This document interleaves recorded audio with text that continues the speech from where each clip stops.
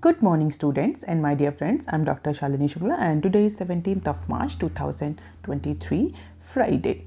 Before starting the discussion, if you want lecture PDF, you can join me on Telegram channel. You can also follow me on Twitter, ResearchGate, Facebook, and Instagram. Recommended play speed for this video is 1.25x. Thought of the day is: if you carry joy in your heart, you can heal any moment. और आज के mint paper की ये important 10 news headlines हैं और business standard की approximately 14 important news headlines हैं और डिस्कशन में हम आज 12 न्यूज़ आर्टिकल्स कवर करेंगे। तो देख लेते हैं आज का पहला आर्टिकल जो कि मिंट के पेज नंबर 1 पर दिया हुआ है। Centre may defer IDBI banks $4 billion privatisation plan. So IDBI bank का जो प्राइवेटाइजेशन प्लान था जिसके थ्रू गवर्नमेंट अप्रॉक्सीमेटली $4 बिलियन जो है वो रिवेन्यू जनरेट करना चाहती थी, फिलहाल के लिए उस प्लान को यूनियन गवर्नमेंट ने डिफर कर दिया है, पोस्टपोन कर दिया है। और इसका रीज़न वही है कि जो मार्केट है वो बहुत ज़्यादा वोलेटाइल है, अनसर्टन है, जिसकी वजह से जो प्रोस्पेक्टिव बायर्स हैं, इन्वेस्टर्स हैं, वो अच्छी डील नहीं ऑफर करेंगे और गवर्नमेंट जो अमाउंट जनरेट करना चाह रही है रेवेन्यू का वो जनरेट नहीं होगा। तो because of the market uncertainty and recessionary condition, government is going to defer this IDBI bank privatization plan. तो अप्रॉक्सीमेटली 60.72% का जो स्टेक है गवर्नमेंट का IDBI में वो गवर्नमेंट डाइल्यूट करना चाहती थी, बट गवर्नमेंट का कंसर्न है कि लोअर वैल्यू ऑफर होगी गवर्नमेंट को because of the volatile market situation. And investors at this point of time, investors are actually not keen to invest any large amount of money, or they are not very keen to invest a large amount of money on any significant acquisition, and that is why government is postponing this IDBI bank privatization plan. अब देख लेते हैं article number 2 that is also given on page number 1 of Mint paper. Credit Suisse surge after Swiss central bank loan. तो जो credit Suisse group AG था जिसके बारे में हमने कल डिस्कस भी किया था कि अप्रॉक्सीमेटली डबल डिजिट से जो इसका शेयर है वो डिक्लाइन किया है because of number of factor. Finally Credit Suisse के जो शेयर्स हैं उसमें थोड़ा सा सर्ज हम बोल सकते हैं एक सिग्निफिकेंट सर्ज देखने को मिला. क्यों? क्योंकि जो स्विस नेशनल बैंक है उसने इस पर्टिकुलर ग्रुप को लेंडिंग करने के लिए एग्रीमेंट दे दिया है. तो अप्रॉक्सीमेटली 50 बिलियन फ्रांस यानी हम बोल सकते हैं $54 बिलियन का रीपर्चेज डेब्ट जो है वो ऑफर किया है स्विस नेशनल बैंक ने क्रेडिट स्विस ग्रुप को. तो जो ज़ूरिक बेस्ड बैंक है will now borrow money from the central bank liquidity facility और उसके बाद वो उसको ऑफर टू बाई बैक भी देगा. तो फिलहाल इस पर्टिकुलर न्यूज़ के बाद जो कि ज़ूरिक बेस्ड बैंक ने अप्रॉक्सीमेटली 1:45 AM पर as per the Zurich time announce किया था, इसके बाद से ही शेयर होल्डर्स में एक पॉजिटिव सेंटीमेंट जो है वो डेवलप होता है. जैसे कि क्रेडिट स्विस के जो टॉप शेयर होल्डर्स हैं उन्होंने बोला था कि everything is fine and bank is not likely to seek more capital, this capital is sufficient और इस कैपिटल से जो भी फाइनेंशियल इश्यूज़ हैं उनको रिजॉल्व किया जा सकेगा. और इस अनाउंसमेंट के बाद जो ट्रेडिंग सेशन था उसमें एक सडन मूवमेंट देखने को मिला और जिसकी वजह से थोड़ा सा एप्रिसिएशन हमें क्रेडिट स्विस के ग्रुप के जो शेयर्स हैं उनमें देखने को मिला. हालांकि इससे पहले की बात करें तो इससे पहले जैसे ही क्रेडिट स्विस की फाइनेंशियल हेल्थ के बारे में ग्लोबल मार्केट में न्यूज़ रूल आउट होती है उसके बाद से ही जो रेगुलेटर्स थे, इन्वेस्टर्स थे all across the Europe and USA उन्होंने इमीडिएटली बैंक्स में अपने एक्सपोजर को काउंट करना और एनालाइज करना शुरू कर दिया था. हालांकि फ़िलहाल के लिए एज ऑफ नाउ थोड़ा सा हमें सर्च देखने को मिला क्रेडिट स्विस में after Swiss central bank loan. आप देख लेते हैं article number 3 it is given on page number 1 of Mint paper. $200 million from SVB move to GIFT City. तो जो minister of state for electronic and information technology हैं mister Rajeev Chandrasekhar, उन्होंने कल inform किया है एक इंटरव्यू में कि अप्रॉक्सीमेटली $200 मिलियन जो हैं वो इंडिया के गिफ्ट सिटी में ट्रांसफ़र किए जा चुके हैं. तो 1 बिलियन का फंड जो कि स्टक है SVB में, सिलिकॉन वैली बैंक में, किसका? इंडियन स्टार्टअप्स का, उससे अप्रॉक्सीमेटली 200 मिलियन मनी जो है वो ट्रांसफ़र किया जा चुका है गिफ्ट सिटी में. यानी जो इंडियन स्टार्टअप्स का पैसा स्टक है सिलिकॉन वैली बैंक में उसका अप्रॉक्सीमेटली कितना स्टक है? $1 बिलियन स्टक है, जिससे $2 मिलियन जो है वो गिफ्ट सिटी में ट्रांसफ़र किया जा चुका है. और ये क्यों उन्होंने किया? क्योंकि बहुत टाइम से जो जब से ये सिलिकॉन वैली का सिलिकॉन वैली ग्रुप का जो क्राइसिस जनरेट हुआ उसके बाद से जो स्टार्टअप्स हैं वो गवर्नमेंट से रिक्वेस्ट कर रहे हैं कि इनका जो फ्रोजन मनी है, जिनका जो स्टक मनी है उसको वापस ला जाए। उसी के कंटेक्स्ट में जो हमारे मिनिस्टर हैं उन्होंने ये अनाउंसमेंट करी है, उन्होंने ये इन्फॉर्मेशन दी और उन्होंने ये भी कहा कि कंपैरेटिवली अब जो सिचुएशन है वो ज़्यादा मैनेजेबल है। जो क्राइसिस बैंक से कोलैप्स से जनरेट हुई थी is now more manageable short term liquidity issue instead of the existential solvency crisis faced by Indian startup. तो फिलहाल के लिए जो $1 बिलियन प्लस डिपॉजिट स्टक हैं एसवीबी में इंडियन स्टार्टअप्स के, उसका इतना अमाउंट वापस लिया जा चुका है या आ चुका है इनटू गिफ्ट सिटी IFSC। अब देख लेते हैं some short news articles from Mint. Gopinath sign out of TCS, Kirti to take over. तो टाटा ग्रुप ने मिस्टर के कीर्ति वसन, जिनकी एज 59 है, उनको नॉमिनेट किया है एज अ CEO। कब नॉमिनेट किया? After unexpected resign of Rajesh Gopinathan. तो मिस्टर राजेश गोपीनाथन ने अनएक्सपेक्टेड वे में रिजाइन कर दिया, साइन आउट कर दिया है किसे? टाटा कंसल्टेंसी ग्रुप और टाटा कंसल्टेंसी सर्विसेज से, जिसको हम TCS भी शॉर्ट फॉर्म में बोलते हैं। और इसी के बाद से जो टाटा ग्रुप है उसने कीर्ति वसन को नॉमिनेट किया है फॉर CEO। और बेसिकली इनको नॉमिनेट करने का जो डिसीजन हुआ टाटा ग्रुप की तरफ से, उसने कई सारे जो टाटा की सॉफ्टवेयर सर्विसेज की कंपनी है उसके कई सारे जो टॉप ऑफिशियल्स हैं उनको सरप्राइज करते कि बेसिकली जो टाटा की जो लीगेसी रही है वो यही रही है कि टाटा जो है वो अपने फॉर्मर एम्प्लॉय को मूव करती है फॉर अपर पोजीशन। लेकिन फ़िलहाल के लिए अपनी रिटायरमेंट एज यानी 60 से पहले ही जो मिस्टर राजेश हैं उन्होंने रिज़ाइन कर दिया। और अगर इनके टेन्योर की बात करें तो इन्होंने अप्रॉक्सीमेटली 46 ईयर की एज में टाटा ग्रुप ज्वाइन किया था और 2017 में इनको CEO बना दिया गया था और इसके बाद से फाइनली 2023 में इन्होंने रिज़ाइन कर दिया है। अब देख लेते हैं next clip. XBB.1.6 behind fresh Covid spike. Covid के केसेस फिर से बढ़ने लगे हैं। सेंट्रल गवर्नमेंट ने अप्रॉक्सीमेटली 6 स्टेट्स को जानकारी दी है कि वो अपने यहाँ तुरंत ही जितने भी बंदोबस्त हैं कोविड रिलेटेड जो भी रिक्वायरमेंट्स हैं उन पर ध्यान दें। और इस पर्टिकुलर जो वेव आई है जिसमें जो स्पाइक है उसमें ऐसा कहा जा रहा है कि this spike in COVID cases in India can be attributed to the emergence of new variant. नए वेरिएंट की वजह से ये कोविड के केसेस सडनली बढ़ना इंक्रीज हो रहा है। कौन कौन से नए वेरिएंट हैं या बेसिकली कौन सा ऐसा इंपॉर्टेंट नया वेरिएंट जिसकी वजह से केसेस बढ़ रहे हैं? तो ये इस वेरिएंट को नाम दिया गया XBB.1.16 वेरिएंट। तो जो हमारे secretary of the department of bio technology हैं and chief of India SARS-CoV-2 genomic consortium है, उनके अकॉर्डिंग ये जो नया वायरस ट्रेंड है या जो नया वायरस स्ट्रेन है ये इस समय स्पाइक कॉज कर रहा है किसमें? कोविड के केसेस में। और अकॉर्डिंग टू WHO ये पहला जो वेरिएंट है ये महाराष्ट्र में पाया गया था, स्पेशली ऐसे ट्रैवलर्स में जो कि ट्रैवल करके बाहर से आ रहे थे एज पर हिम।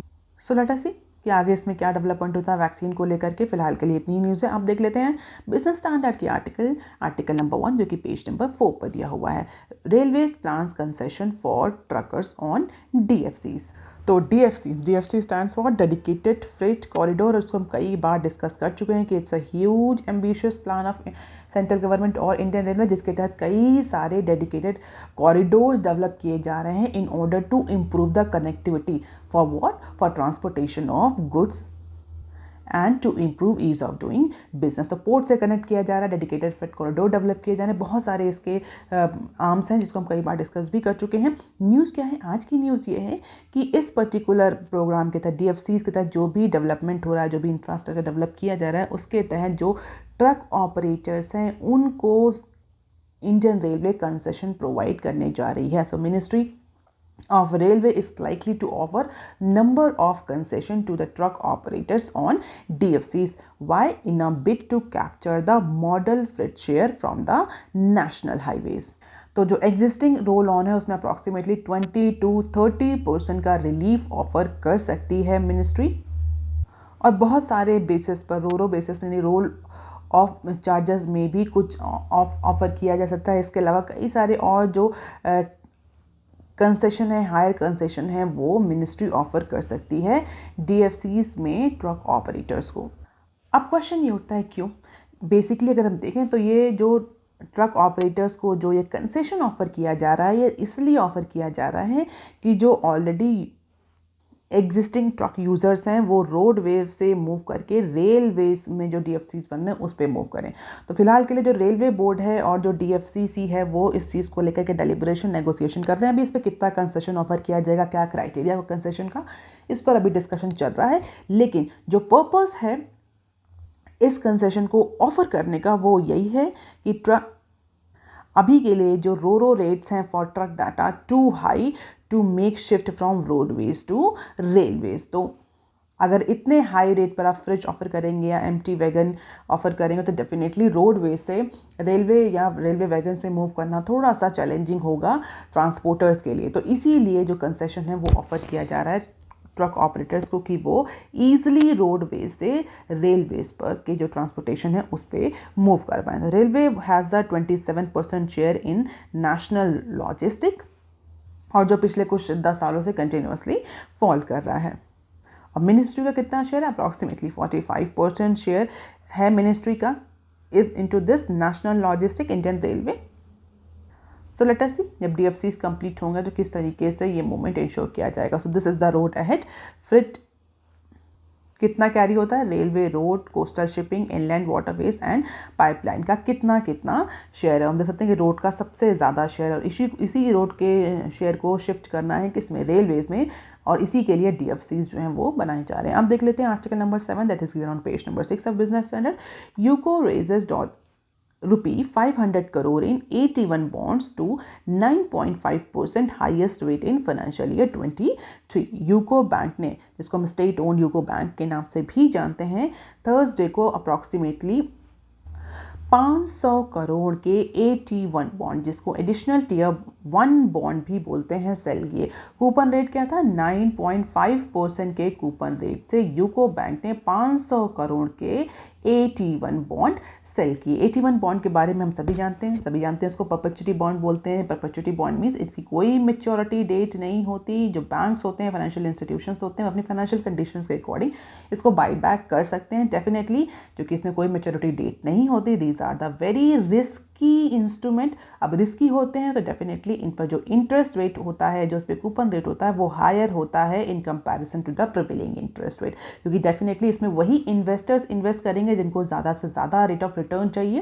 क्योंकि ये रिस्की है। जो रिस्क अवर्सिव इन्वेस्टर्स हैं, जो थोड़ा सा सेफ्टी को प्रमोट करते हैं, प्रेफर करते हैं, ऐसे इन्वेस्टर्स AT1 बॉन्ड में इन्वेस्ट नहीं करते। जनरली AT1 बॉन्ड्स जो है उसको कोर कैपिटल बोलते हैं बैंक का, और AT1 बॉन्ड्स जो बैंक जिसने इशू किया है वो बाई बैक करेगा या नहीं करेगा, ये भी डिसीजन जो होता है वो बैंक का ही होता है।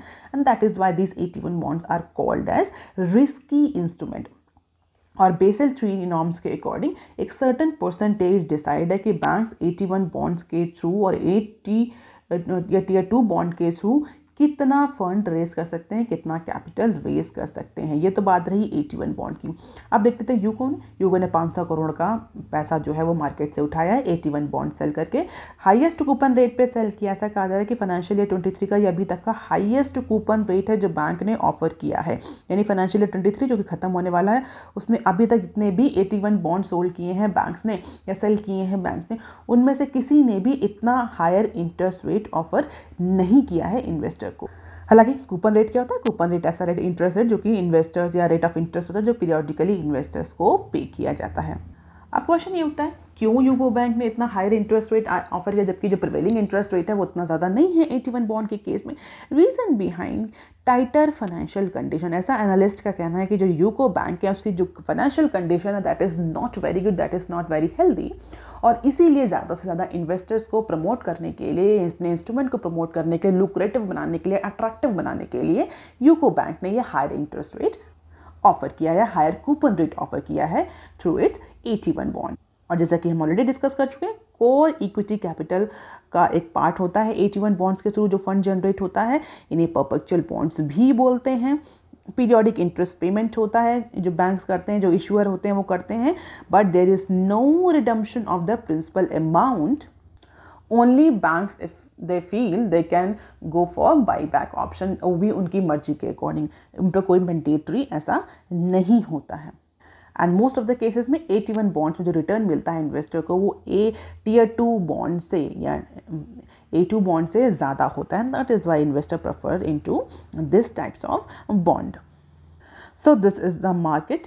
कब किस किस बैंक ने मेजर AT1 बॉन्ड इशू किए, तो हम देख सकते हैं मार्च 8 में SBI ने अप्रॉक्सीमेटली 3,717 करोड़ के बॉन्ड जो है वो सेल किए थे। कितने कूपन रेट से? 8.25। इसी तरह सितंबर 22 में SBI ने फिर से किए किस कूपन रेट में? 7.7 पे।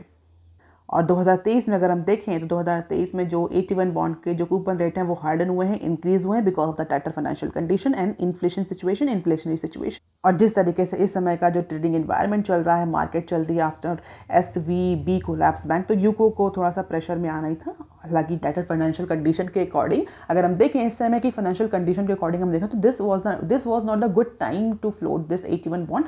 बट डेफिनेटली यूको की जो फाइनेंशियल कंडीशन थी वो गुड नहीं थी, उनको इमीडिएटली फंड की रिक्वायरमेंट होती है। That is why they have issued this approximately 500, बहुत ज़्यादा सिग्निफिकेंट अमाउंट नहीं है अगर हम प्रीवियस AT1 बॉन्ड रेट्स को देखें, लेकिन फिर भी 500 करोड़ का जो AT1 बॉन्ड्स है वो कॉस्टली कूपन रेट पे यूको बैंक ने ऑफर किया। अब देख लेते हैं article number 8 that is given on page number 7 of Business Standard. ₹70,500 crore indigenous arm buy gets government nod. तो डिफेंस एक्विजिशन काउंसिल, जिसको हम शॉर्ट फॉर्म में DAC बोलते हैं, that is the apex body of defence ministry for what? For clearing the weapon procurement. तो weapon procurement के लिए DAC constitute करी गई थी और जिसको बोला जाता है कि DAC जो है ये एपेक्स बॉडी की तरह काम करती है डिफेंस मिनिस्ट्री की। किस पर्टिकुलर फंक्शन की apex body? For weapon procurement. तो वेपन प्रोक्योरमेंट, कोई भी तरह का वेपन प्रोक्योरमेंट करने के लिए डिफेंस एक्विजिशन काउंसिल का नोट ज़रूरी है। तो थर्सडे को यानी कल जो डिफेंस एक्विजिशन काउंसिल है उसने मीटिंग करी under the chairmanship of defence minister mister Rajnath Singh, और इस पर्टिकुलर मीटिंग में एक्सेप्टेंस ऑफ नेसेसिटी AON को अकॉर्ड दिया गया है, जिसके तहत अप्रॉक्सीमेटली 70,500 करोड़ का कैपिटल एक्विजिशन किया जाएगा। और इस 70,500 करोड़ से डिफरेंट जो विंग्स हैं डिफेंस की उनको एलोकेशन किया जाएगा फॉर प्रोक्योरिंग द वेपन। और अगर हम देखें तो अगर रिसेंट टाइम में अगर थोड़ा सा आप डिफेंस प्रोक्योरमेंट से अवेयर हैं, उसकी स्ट्रैटेजी से अवेयर, तो गवर्नमेंट ने अप्रॉक्सीमेटली 4 से 5 तरह की डिफेंस प्रोक्योरमेंट ऑप्शंस रखे हैं, जहाँ पर एक होता है by and develop, totally by foreign, partial by foreign, ऐसे करके कई सारी पॉलिसीज़ हैं जिसके तहत बोल सकते हैं स्ट्रैटेजीज़ हैं, और उनमें से एक स्ट्रैटेजी के तहत प्रोक्योरमेंट होता है। तो कई सारी पॉलिसी बनाई हुई हैं गवर्नमेंट ने डिफेंस प्रोक्योरमेंट को लेकर के। अगर इससे पहले कि हम डिफेंस प्रोक्योरमेंट की बात करें तो मोस्ट ऑफ द केसेस में होता यह था कि इंडिया जो भी डिफेंस प्रोक्योरमेंट करता था, डिफेंस या वेपन प्रोक्योरमेंट करता था, वो फॉरेन कंट्रीज से होता था without any technological know how sharing.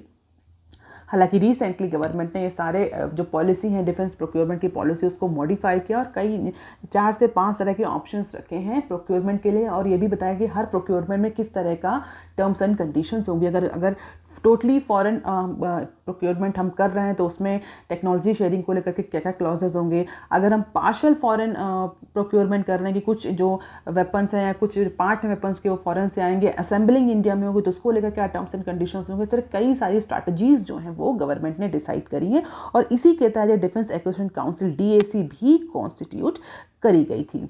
तो ये जो 70,500 करोड़ जो भी एलोकेट हुए हैं from these proposals, high priority category जिसको बोला जाता है, कौन सी high priority category? Of buy Indian IDDM, यानी जो इंडिजीनियसली डिज़ाइन डेवलप और मैन्युफैक्चर प्रोडक्ट हैं उनको खरीदा जाए, उनको प्रोक्योर किया जाए। तो ये एक कैटेगरी, इसी तरीके से बहुत और सारी कैटेगरीज भी हैं।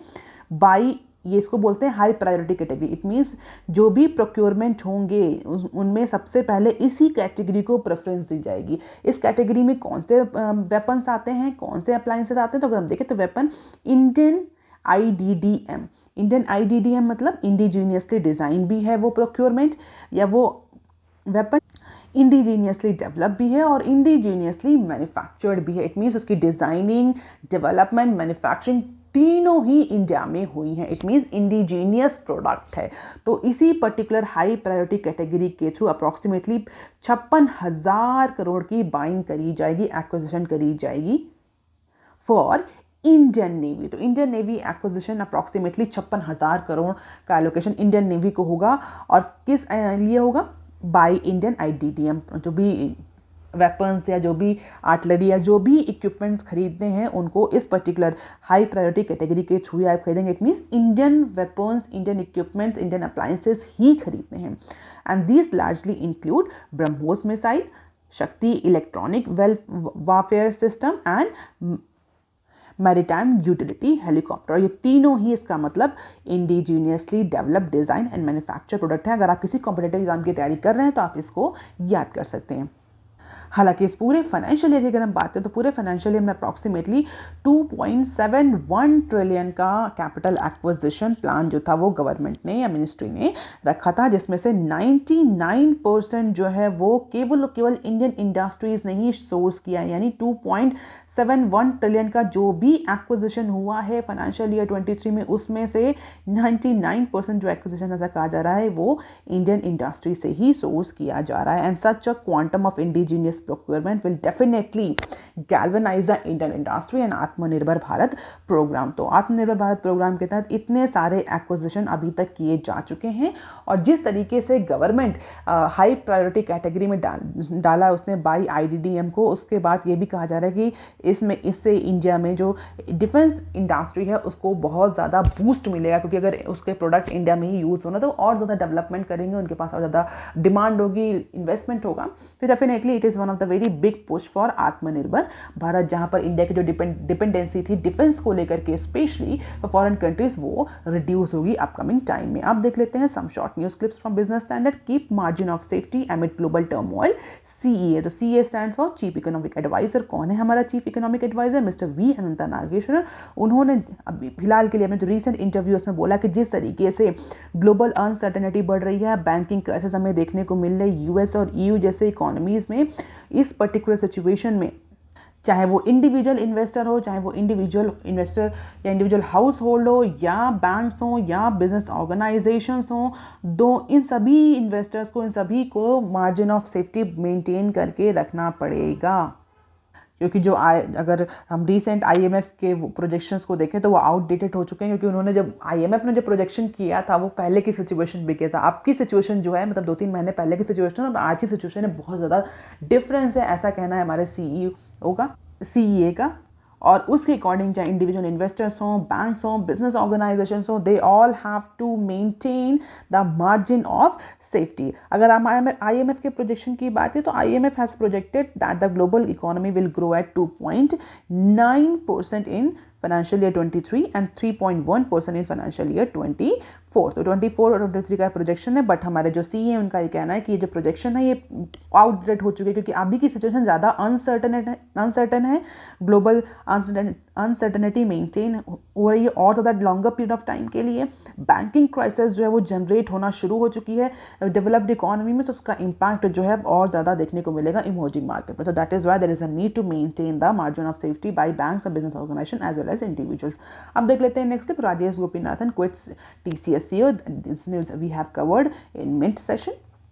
अब देख लेते हैं next clip. India likely to overtake America in 5G roll out by year end. तो बेसिकली ये एक इंटरव्यू है, किसका इंटरव्यू है? CEO हैं किसके, एरिक्सन के जो CEO हैं उनका इंटरव्यू है, जहाँ पर उन्होंने इंडिया की जो 5G रोल आउट की जो ग्रोथ है, पेस है, उसको अप्रिशिएट करते हुए कहा कि अगर यही पेस मेंटेन रहा इंडिया में तो definitely bye the end of this year जो इंडिया USA को आउटपेस कर देगा, इंडिया जो है वो USA को ओवरटेक कर देगा in terms of the 5G technology roll out. भले ही इंडिया ने थोड़ा सा लेट किया हो 5G रोल आउट के लॉन्च में, लेकिन जिस स्पीड से इंडिया में टेक्नोलॉजी और कंपनीज काम कर, गवर्नमेंट काम कर रही है, उस तरीके से अगर इसी स्पीड में रहा तो definitely India will overtake the USA by the end of this year. अब देख लेते हैं next clip. Expect India GDP to moderate to 6% in financial year 24। तो ये भी एक इंटरव्यू है, किसका? जो MD और CEO हैं, किसके? क्रिसिल के। क्रिसिल क्या है, आप मुझे कमेंट सेक्शन में लिख करके बताइए। क्रिसिल के जो एमडी और सीईओ हैं उनका एक इंटरव्यू जहाँ पर उन्होंने इंडिया के ग्रोथ प्रॉस्पेक्ट के बारे में बताया और उनके अकॉर्डिंग इस फाइनेंशियल ईयर 24 में इंडिया की जो जीडीपी ग्रोथ है वो अप्रॉक्सीमेटली 6% तक रहेगी, यानी 6% is the maximum upper limit that he has projected according to him. जिस तरीके से ग्लोबल अनसर्टेनिटी, ग्लोबल स्लोडाउन बना पड़ा है, मॉनेटरी पॉलिसी टाइटनिंग हो रही है, जो पॉलिटिकल सिचुएशन जिस तरीके से टर्न हो रही है और स्ट्रॉन्गर हो रही है और वर्स हो रही है, उसके अकॉर्डिंग अगर हम सारा कैलकुलेशन करें तो इंडिया की जो जीडीपी ग्रोथ है वो 6% से ज़्यादा की नहीं जाएगी। हालांकि आरबीआई और हम गवर्नमेंट का प्रोजेक्शन देखें तो उन्होंने 6.2, 6.7 इस तरह के प्रोजेक्शन किए हैं, बट क्रिसिल के एमडी और सीईओ के according this growth of India can not be cross the 6%। आप देख ले, I think that is all for today, students. If you want lecture PDF, you can join me on Telegram channel. Please like, share and subscribe. Thank you. Have a nice day.